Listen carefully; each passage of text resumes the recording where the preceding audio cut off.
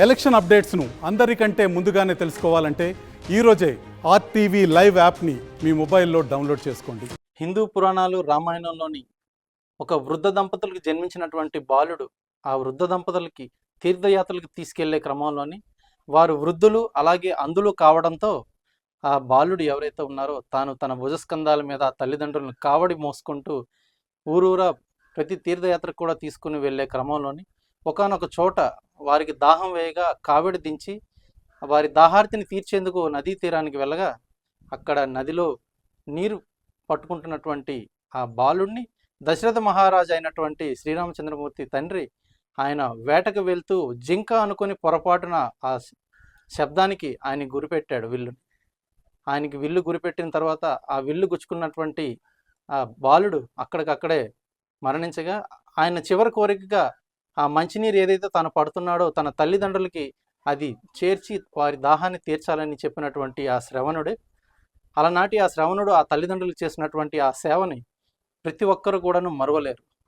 అలాగే శ్రీకాకుళం జిల్లా ఆముదాలవలస నియోజకవర్గం చీమలవలస గ్రామంలోని మాత్రం కలియుగ శ్రావణుడు ఉన్నాడని చెప్పుకోవచ్చు. తనకు జన్మనిచ్చినటువంటి తల్లి చేసినటువంటి ఆ సేవని గుర్తుంచుకొని ఆ తల్లి యొక్క ప్రేమని పొందినటువంటి ఈనాటి శ్రావణుడు తల్లి మరణానంతరం తల్లిని మరవలేక ఆమె గుర్తులకి ఆమె ప్రేమకి బందీ అయినటువంటి శ్రావణుడు స్వయంగా ఆ తల్లికి ఆలయాన్ని నిర్మించడం జరుగుతుంది.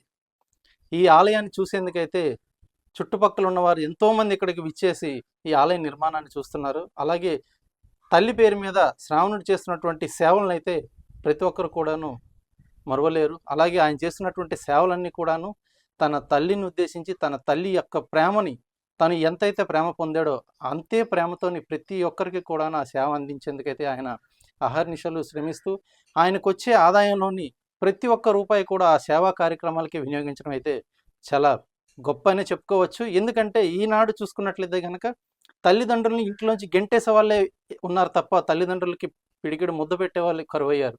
ఇటువంటి ఈ కలియుగంలోని మరణించిన తల్లి కోసం ఆ మాతృమూర్తి కోసం ఆయన కడుతున్నటువంటి ఆలయం ఆయన ప్రేమ ఆ చిహ్నం ఏదైతే ఉందో ఇది ప్రతి ఒక్కరు కూడా తెలుసుకోవాలి. ఇందులో భాగంగానే ఆర్టీవీ ఈరోజు మీ ముందు ఆ శ్రావణ్ణి పరిచయం చేసే ప్రయత్నం అయితే చేస్తుంది. మనతో పాటు శ్రీకాకుళం జిల్లా ఆమదాలవలస నియోజకవర్గం చీమలవలస చెందినటువంటి శ్రావణ్ కుమార్ ఉన్నారు. అసలు తన తల్లి కోసం ఈ ఆలయాన్ని ఎందుకు నిర్మిస్తున్నారు, తన తల్లికి ఆయనకు ఉన్నటువంటి ఆ అనుబంధం ఎటువంటిది వారి మాటలోనే తెలుసుకుందాం. శ్రావణ్ గారు, ముందుగా మీకు అడ్వాన్స్ మదర్స్ డే శుభాకాంక్షలు.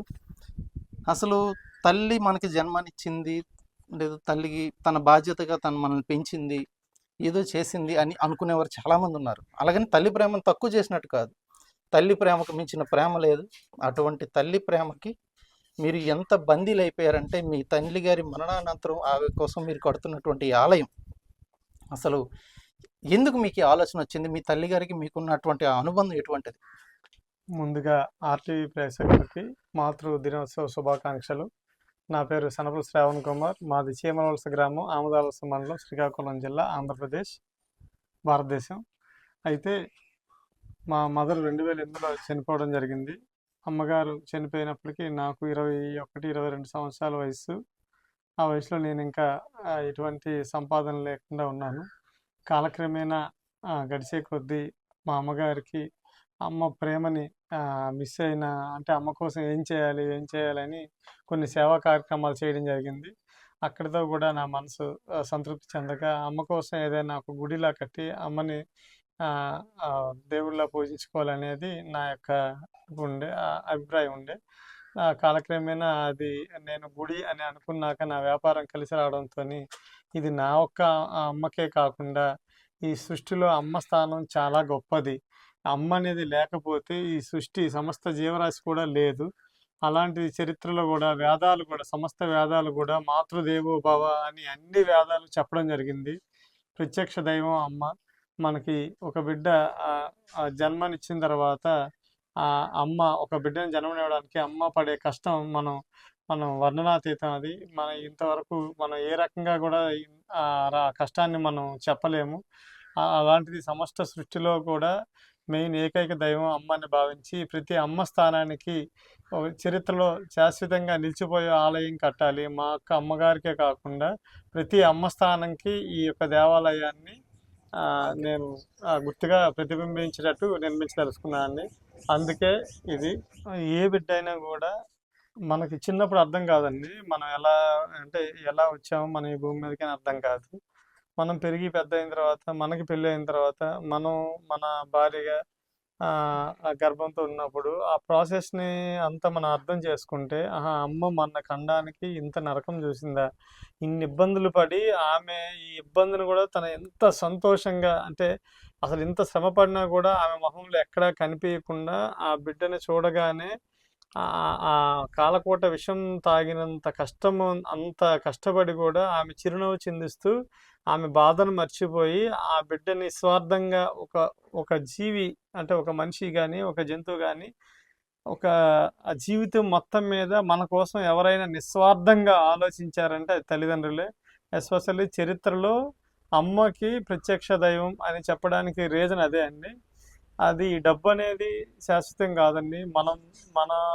మనం ఉండేటప్పుడు మన భగవంతుడు మనకి ఇంత మంచి జన్మించినందుకు మన చుట్టూ ఉన్న సమాజాన్ని కానీ, మన చుట్టూ ఉన్న బాధ్యతలు కొన్ని ఉంటాయి. మనిషి పుట్టాక ఆ సమస్యల పట్ల స్పందించే తీరు కానీ మనం అది కావాలనుకుంటే వచ్చేది కాదండి. తల్లిదండ్రుల యొక్క ఆ ఆశయాలు, ఆ ఆశయ సాధనలో నేను మా ఫాదర్ చేసే సేవా కార్యక్రమాల నుంచి సమాజానికి ఏం చేయాలి, మనం ఏం చేయాలని ఆలోచించుకున్నాం. అలాగే అమ్మగారికి ఆలయం కడదాని తర్వాత నా వ్యాపారం బాగుండడం వల్ల ప్రపంచం గర్వించదగ్గ అమ్మ దేవస్థానం, అమ్మ ప్రేమ ఎట్లయితే అనంతమో ఈ యొక్క టెంపుల్ని నా గుండెలో, అంటే ఒక దేవతగా కొలిచిన అమ్మ ప్రేమ ఎలా ఉంటుందో అంత అద్భుతంగా తీర్చిదిద్దాలనే కోరికతో ఈ యొక్క గుడిని సంకల్పించాను. దీనికి లక్షలు అవుతాయా, కోట్లు అవుతాయా అనేది నేను ఆలోచించలేదు.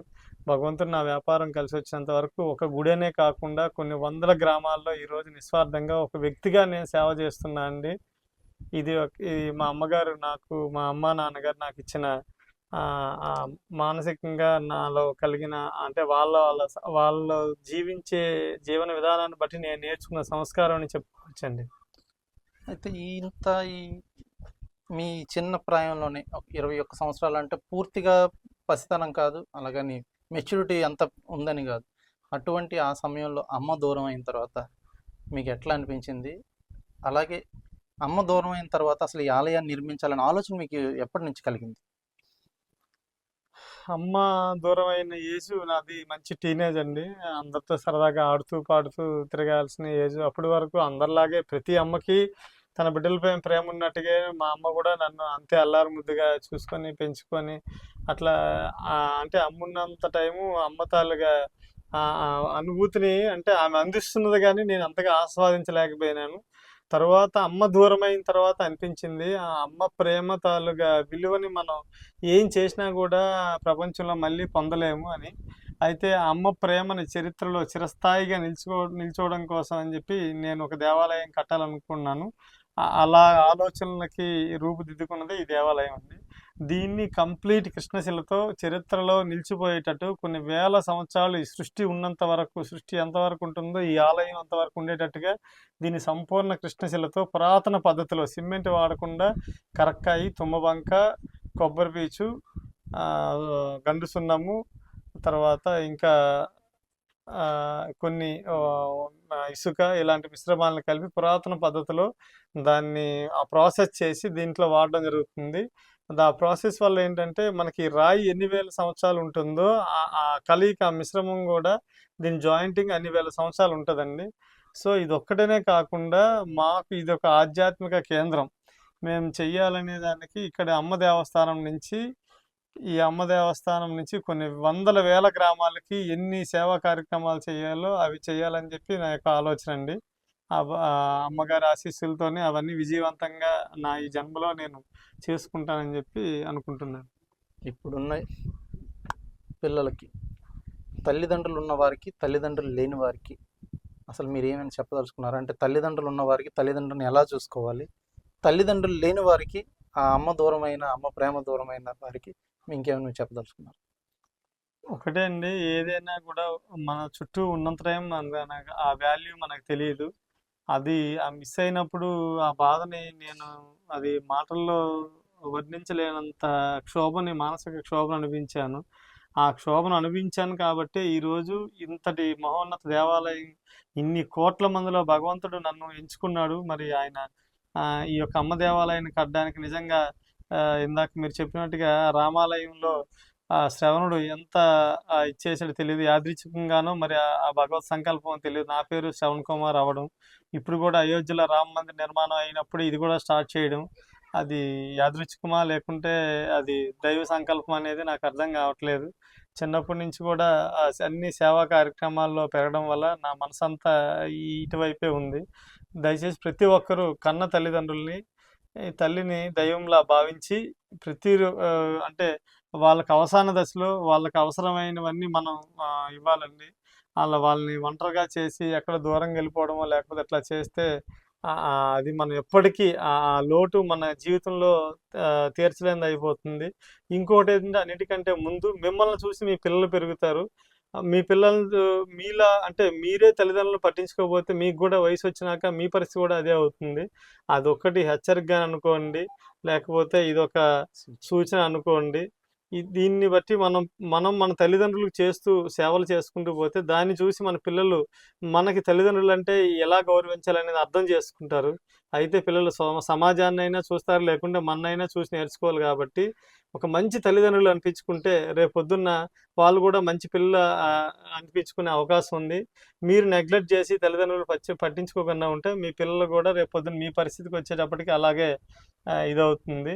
ప్రతి పిల్లలు కూడా తల్లిదండ్రుల పట్ల సంపూర్ణ బాధ్యతను వ్యవహరించి వాళ్ళ యొక్క అవసరాలని, వాళ్ళ యొక్క అభిమతాన్ని గౌరవించి వాళ్ళకి ఒక వయసు అయిపోయిన తర్వాత నిస్వార్థంగా మీరు సేవలు చేసినట్టయితే నిజంగా కోటి దేవతలను పూజించినంత పుణ్యం కలుగుతుంది. మనకి వాళ్ళు జన్మనిచ్చినందుకు వాళ్ళ రుణం తీర్చుకునే భాగ్యం కలుగుతుంది. అమ్మ లేని వాళ్ళు కూడా ఇదే నాలాగే ఎంతో నరకయాతన అనిపిస్తున్నారు. దయచేసి అంటే మనం ఒక్కరమా అనుకోవద్దు. మనం చేయాలంటే చాలా రకాలు చేయొచ్చు, చాలా రకాల సేవలు చేసుకోవచ్చు. మేము ఈ టెంపుల్ ఒకటే కాకుండా విభిన్న పద్ధతుల్లో రకరకాల సమస్యలపైన స్పందించి మాకు అందుబాటులో ఉన్న వాటికి పరిష్కారం దిశగా మేము ఇప్పుడు జాబ్ మేళా అయితేనేమి, లేకుంటే బయట ఈ కొన్ని సమస్యల పట్ల కొన్ని సేవా కార్యక్రమాలు అయితే కానీ ఒక వ్యక్తిగా ఉండే నేను ఇవన్నీ అంటే చిత్తశుద్ధి ఉంది కాబట్టి చేయగలుగుతున్నా అండి. చిత్తశుద్ధి లేకపోతే ఇందులో ఒక అడుగు కూడా ముందుకెళ్ళాను.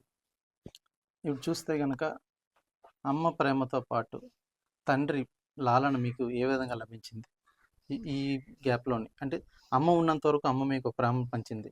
అమ్మ తర్వాత నాన్న గురువుగా మీకు నాన్న అందించిన ప్రేమ ఏంటి? మా నాన్నగారు వాళ్ళు 10 మంది అన్నదమ్ములండి. ఆయనకి ఫస్ట్ టీచర్గా జాబ్ వచ్చింది. మా అన్నయ్య నాకు 6 సంవత్సరాలు, మా అన్నయ్య గారికి 9 సంవత్సరాలు ఉండేటప్పుడు ఆయన క్యాన్సర్తో చనిపోవడం జరిగింది. అక్కడి నుంచి మా నాన్నగారు అయ్యో ఏ జన్మలో ఏ పాపం చేశానో చెట్టంత కొడుకు చనిపోయిన బాధలో ఉండి ఆయన ఆ బాధని ఇంకొకసారి ఎప్పుడు ఇట్లాంటి మిస్టేక్ జరగకూడదని చెప్పి ఆయన ఇంచుమించు కొన్ని వేల మందికి వైద్య సహాయం కానీ, బట్టల రూపేణా కానీ, ధన సహాయం కానీ ఆయనకున్న సోర్స్లో కొన్ని సందర్భాల్లో అయితే నేను చిన్నగా ఉన్నప్పుడు చూసేవాడినండి. ఆయన దగ్గర లేకపోతే అప్పాడిచ్చిన సందర్భాలు ఎక్కువ. ఆయన నార్మల్గా ఇచ్చిన దానికంటే అప్పాడిచ్చిన సందర్భాలు ఎక్కువ ఉన్నాయి. అవన్నీ చూస్తూ పెరిగిన మీకు పెద్ద అయిన తర్వాత నాన్న పడిన కష్టం సర్వీస్లో కూడా కొందరు చూసి మా నాన్న అప్పు చేసి మరీ ఇలాంటి కార్యక్రమాలు చేస్తున్నారే, మా నాన్నకు వద్దని చెప్పాలని మీకు ఎప్పుడైనా అనిపించిందా? నేను అంటే ఆ రకంగా అర్థం చేసుకోలేదండి. ఒక మనిషి ఒక పని చేయాలంటే ఎంతో లోపల మనో నిగ్రహం కానీ ఆ చిత్తశుద్ధి కానీ అవసరం. ఆయనతో చేస్తూ ఆయన 10 మందికి చేస్తే నేను 1000 మందికో నా చేయి ఇంకా 1,00,000 మందికో చేయాలనే ఆలోచన వచ్చింది తప్పించి ఏ రోజు కూడా అయ్యో మా నాన్నగారు సంపాదించలేదు నేను కోట్లు సంపాదించేసి ఇట్లా నేను అంటే మనిషి నా వరకు నేను బతకడం అనేది ప్రధానం కాదండి. ఎప్పుడైనా కూడా ఇంత సమస్త జీవరాశిలో మానవ జన్మ అనేది చాలా మంచి జన్మ. దీన్ని మనం ఉన్నప్పుడే కాకుండా మనం చనిపోయిన తర్వాత కూడా మన మన తాలూగా జ్ఞాపకాలు ఈ మన చుట్టూ ఉన్న పరిసరాల మీద ఎంతవరకు అయితే మనం ఆ, ఆ, ఆ, దాన్ని ముద్రించగలుగుతామో అది మనం బతుకున్నట్టండి. అందరిలాగే బతికి నా కుటుంబాన్ని నేను పోషించుకొని బతకాలంటే ఒక జంతువుకి నాకు పెద్ద తేడా ఏం లేదని ఆ భావన నాలో ఆయన చేసే కార్యక్రమాల వల్ల కలిగింది. అందుకు ఈ రోజు కూడా 99% నాకున్న ప్రతి అవకాశాన్ని నేను ప్రజల యొక్క పేద ప్రజలు యొక్క సేవా మార్గానికి నేను ఉపయోగించుకుంటానండి. ఏ రోజు సంపాదన మీద అంటే సంపాదించాలని ఉంది, కానీ సంపాదనని ప్రజలకు ఉపయోగించాలనే దాంతో మోటివ్‌తో సంపాదిస్తా తప్పించి, వ్యక్తిగతంగా నేను ఇది డెవలప్‌మెంట్ అయిపోవాలి, లేకుంటే నాకు నేను పెద్ద కారు కొనుక్కోవాలి, బంగ్లాలో ఉండాలనే ఆలోచన ఎప్పుడు నాకు రాలేదండి. ఈ ఈరోజు ఆలయ నిర్మాణం తర్వాత ఈ ఆలయంతో పాటు ట్రస్ట్ ఫామ్ చేసి ఓల్డ్ ఏజ్ హోమ్ ఏర్పాటు చేసి ఏమైనా ఆ అవసాన దశలో ఉన్నటువంటి ఆ తల్లిదండ్రులను ఎవరైనా చేరదీసి మీకు దూరమైనటువంటి అమ్మ ప్రేమను మళ్ళీ పొందే ఆలోచన ఏమైనా ఉందా? అంటే యాక్చువల్‌గా ఓల్డ్ ఏజ్ హోమ్ అనేది కంటబట్ పొజిషన్‌లో తప్పదు. నా ఆలోచన అయితే ఓల్డ్ ఏజ్ హోమ్ అవసరం లేకుండా ప్రతి ఒక్క ఇంట్లోకి మనం అట్‌లీస్ట్ రోజుకి ఒక పూటైనా గూడా వాళ్ళకొక భోజనం పంపించాలి. అది మండలం వారీగా నా శక్తి సరిపోతుందా? జిల్లా వారీగా సరిపోతుందా? రాష్ట్రం మొత్తం మీద ఇచ్చే అయితుందనేది తెలీదు. మొత్తానికి ఆలోచన అయితే ఉందండి. ఇక్కడ ఒక ఒక్ అంటే ఇక్కడ ఒక ప్లేస్ అయితే తీసుకోవడం జరిగింది. గుడితో పాటు నేను పార్లర్‌గా ఒక 10 ఎకర్స్ ఇట్లా అంటే ఒక అనాథాశ్రమం చిన్న పిల్లలది. మరీ మనం ఆ పని చేయలేనప్పుడు అంటే నేను ఫస్ట్ నుంచి కూడా నేను ఓల్డ్ ఏజ్ హోమ్ అనేది నిరాదరణకు గురవ్వకూడదు. జనంలో మార్పు రావాలని ఇది పెట్టాను. ఒకవేళ ఇంకా నా వల్ల అది కాకపోతే తప్పనిసరిగా ఇంకా అది తప్పదు అన్నప్పుడు ఓల్డ్ ఏజ్ హోమ్ కట్టడమో ఏదన్నా ప్లాన్ చేస్తున్నాను. మొత్తానికి ఎక్కడ సృష్టిలో ప్రతి ఒక్క సందేశం అండి. అమ్మని మీరు ఏ పరిస్థితుల్లో ఉన్నా, ఎంత గొప్పవారైనా గూడా అమ్మ నిరాదరణకు గురవ్వకుండా చూడండి. మీరు ఎంత గొప్పవాళ్ళైనా, ఎంత మంచి పొజిషన్‌లో ఉన్నా తల్లిదండ్రులకు దూరంగా ఉంటే మాత్రం తల్లిదండ్రులు సేవ చేసుకోలేకపోతే మనకి జన్మ వేస్టు. అది కాకుండా మీ పిల్లలు మీ ప్రతి ఒక్క ఆహ్, ఆహ్, నడవడికను గూడా గమనిస్తున్నారనేది మాత్రం మీరు అబ్జర్వ్ చేయండి అనేది నా యొక్క సందేశం. చూస్తే గనక అమ్మ లేనటువంటి శ్రావణ్ అమ్మ గుర్తుగా ఈ ఆలయాన్ని నిర్మించడమే కాదు, అలాంటి అమ్మ లేని వారు ఎంతమందో వారి వారి తల్లిదండ్రులను గుర్తు చేసుకుంటూ ఒక్కరోజైనా సంవత్సరానికి ఒక్కరోజైనా సరే మీకు వీలైనంతగా వారికి సేవలు అందించండి, తోటి వారికి సహాయపడండి. మీరు సంపాదించే ఒక రూపాయిలోని మీకు చేతనైనంత వరకు మీరు సమాజం కోసం ఖర్చు పెట్టండి. అలాగే తల్లిదండ్రులు ఉన్నవారు వారి అవసాన దశలోని వారిని విడిచిపెట్టకుండా వారికి సేవ చేసుకునే భాగ్యం ఏదైతే ఉందో అది ఒక అదృష్టంగా భావించి ఖచ్చితంగా వారికి సేవ చేసుకునే భాగ్యం మాత్రం ప్రతి ఒక్కరు కూడాను కలిగి ఉండాలి. అలాగే మదర్స్ డే సందర్భంగా ప్రతి ఒక్కరు కూడాను శుభాకాంక్షలు తెలియజేస్తూ వీడియో జర్నలిస్ట్ రామకృష్ణతో సురేష్, RTV, శ్రీకాకుళం. మరిన్ని వీడియోస్ కోసం ఛానల్ ని సబ్స్క్రైబ్ చేయండి, లేటెస్ట్ అప్డేట్స్ కోసం వాట్సాప్ ఛానల్ ని ఫాలో చేయండి అండ్ లింక్ డిస్క్రిప్షన్ లో ఉంది.